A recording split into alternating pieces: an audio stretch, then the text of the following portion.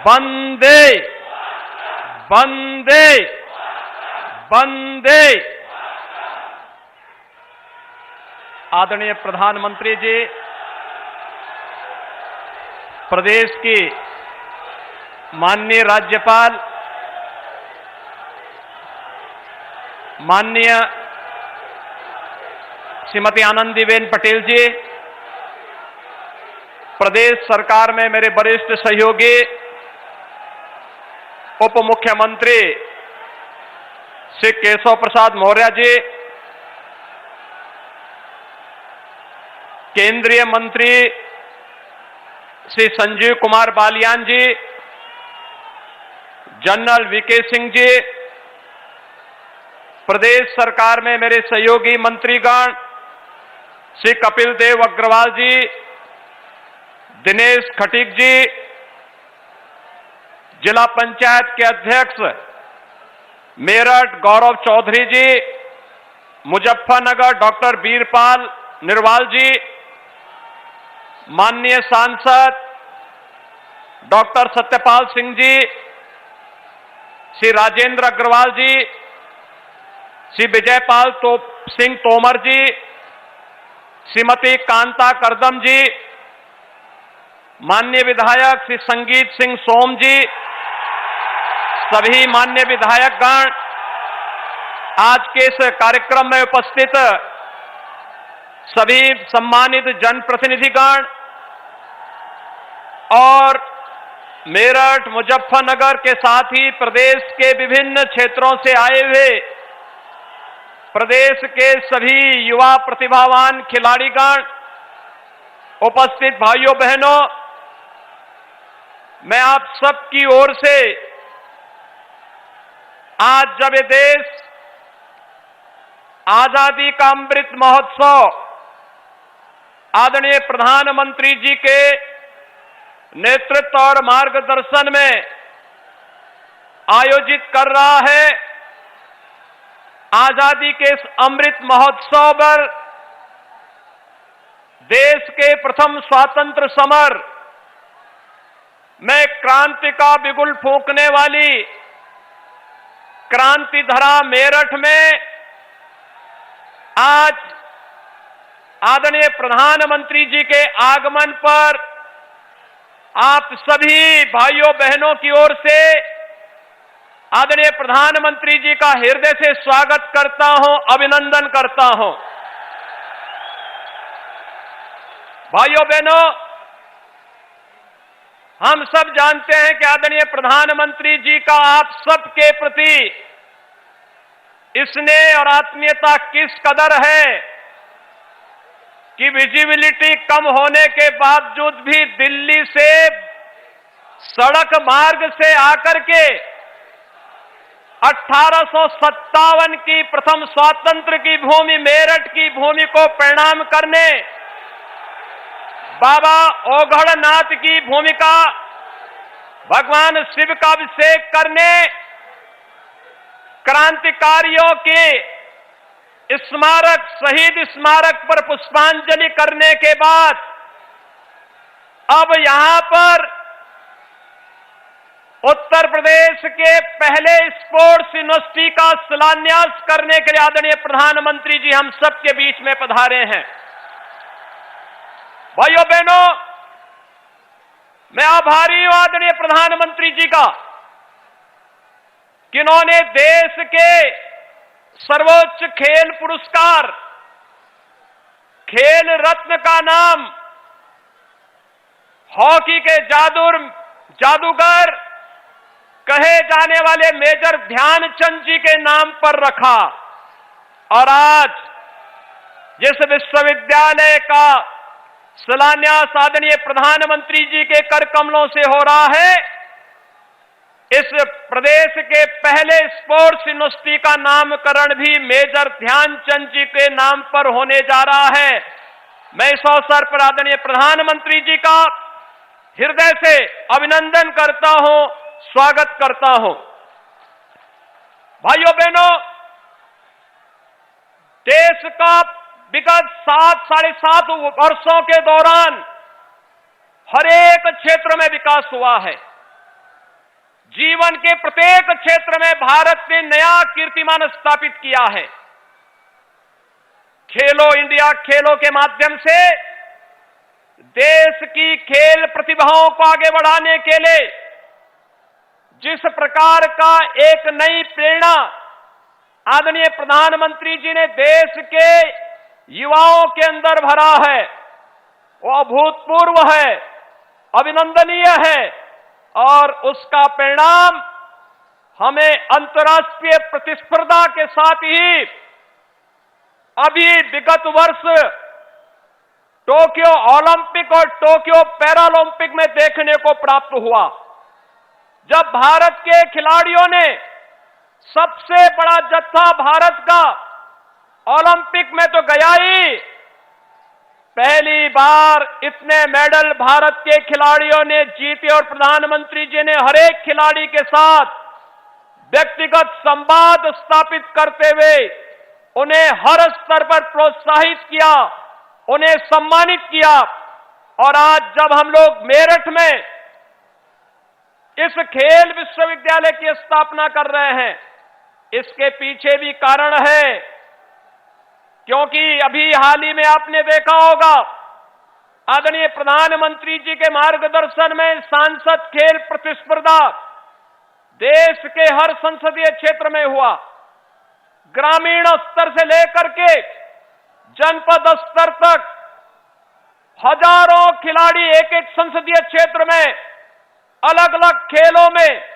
उन्होंने अपने आप को आगे बढ़ाने का एक अवसर देखा। अभूतपूर्व सफलता उसके माध्यम से भी प्राप्त हुई और मेरठ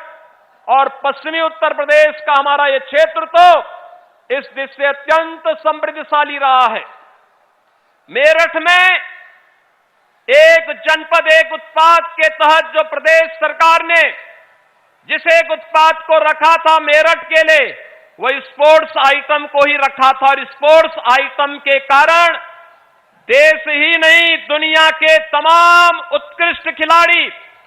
मेरठ में बने हुए स्पोर्ट्स आइटम का उपयोग करते हैं और इसीलिए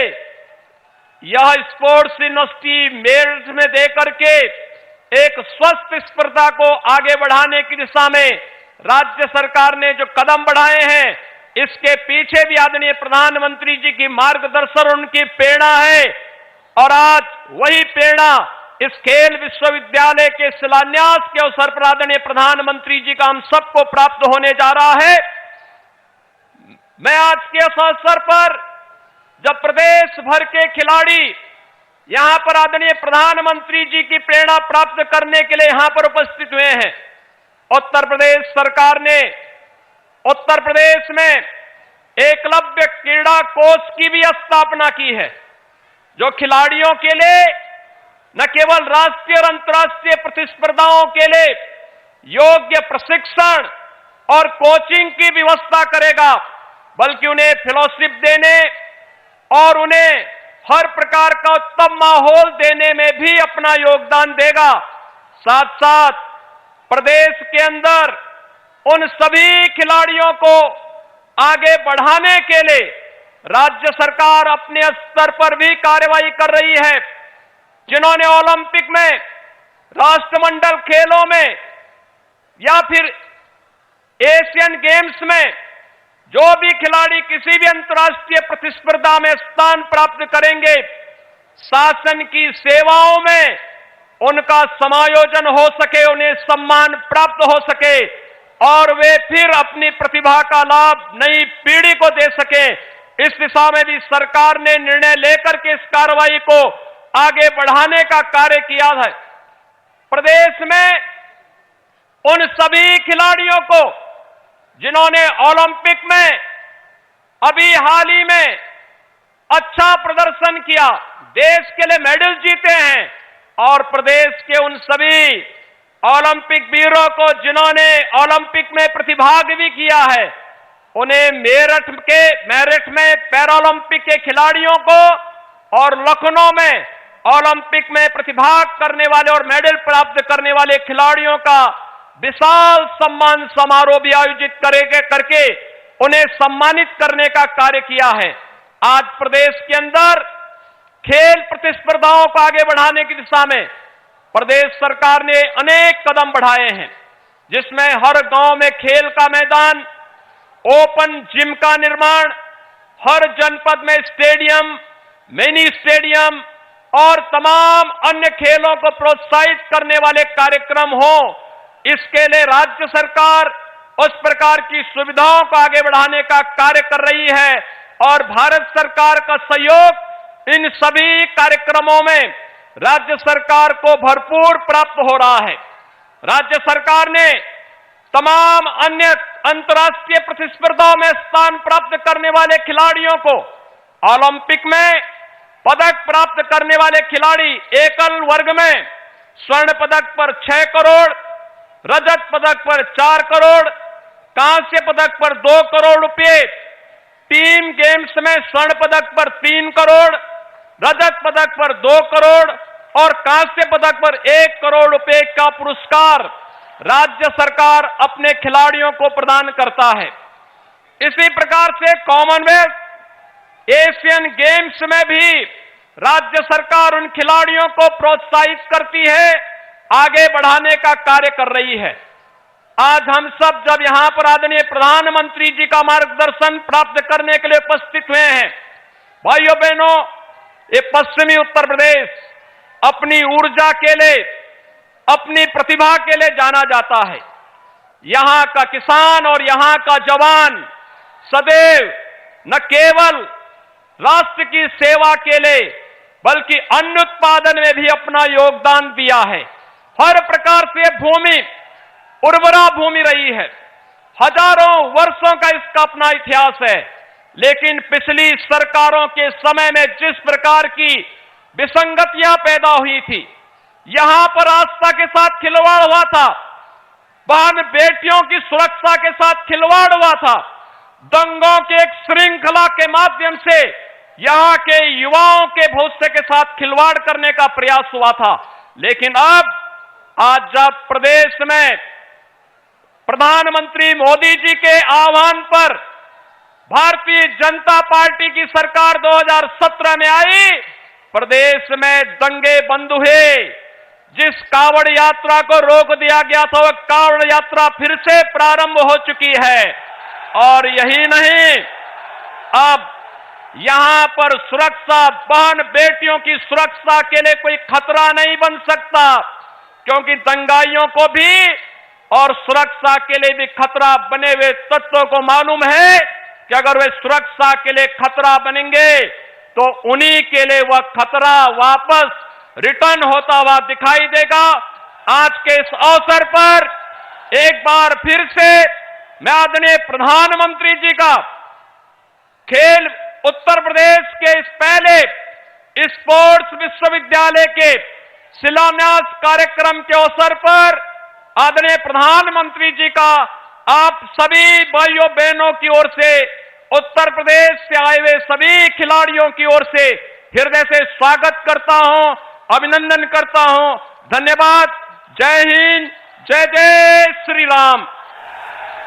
इंडिया टीवी हर वक्त हर जगह डाउनलोड करने के लिए सर्च करें India TV news Google play store या ऐप स्टोर पर।